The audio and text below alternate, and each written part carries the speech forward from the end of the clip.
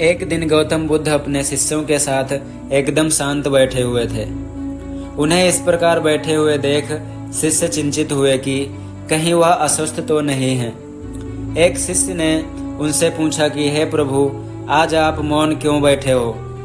क्या शिष्यों से कोई गलती हो गई है? इसी बीच एक अन्य शिष्य ने पूछा कि क्या प्रभु आप अस्वस्थ हैं? पर बुद्ध मौन रहे। तभी कुछ दूर खड़ा व्यक्ति जोर से चिल्लाया, आज मुझे सभा में बैठने की अनुमति क्यों नहीं दी गई है? बुद्ध आंखें बंद करके ध्यान मगन हो गए। वह व्यक्ति फिर से चिल्लाया, मुझे प्रवेश की अनुमति क्यों नहीं मिली है? इसी बीच एक उदार शिष्य ने उसका पक्ष लेते हुए कहा कि हे प्रभु, उसे सभा में आने की अनुमति प्रदान की जाए। बुद्ध ने आंखें खोली और बोले, नहीं, वह अछूत है, उसे आज्ञा नहीं दी जा सकती। यह सुनकर शिष्य को बड़ा आश्चर्य हुआ।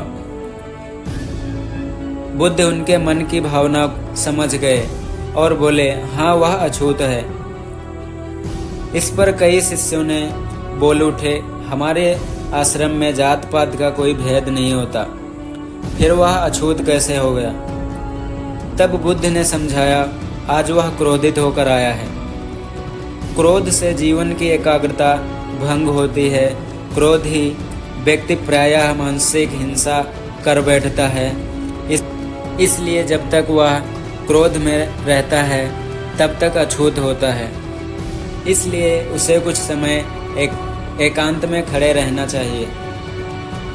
क्रोधित शिष्य भी बुद्ध की बातें सुन रहा था। पश्चाताप की अग्नि में तप कर वह समझ चुका था कि अहिंसा ही मनुष्य का महान कर्तव्य व परम धर्म है। वह बुद्ध के चरणों में गिर पड़ा और कभी क्रोध न करने का प्रण लिया। शिक्षा आशय यह है कि क्रोध के कारण व्यक्ति अनर्थ कर बैठता है और पश्चाताप उसे बाद में होता है, जिसका कोई लाभ नहीं मिलता। इसलिए हमें क्रोध नहीं करना चाहिए। असल मायने में क्रोधित व्यक्ति अछूत हो जाता है और उसे अकेला छोड़ देना चाहिए। क्रोध करने से तन, मन, धन और तीनों की हानि होती है। क्रोध से ज़्यादा हानिकारक कोई वस्तु नहीं होती।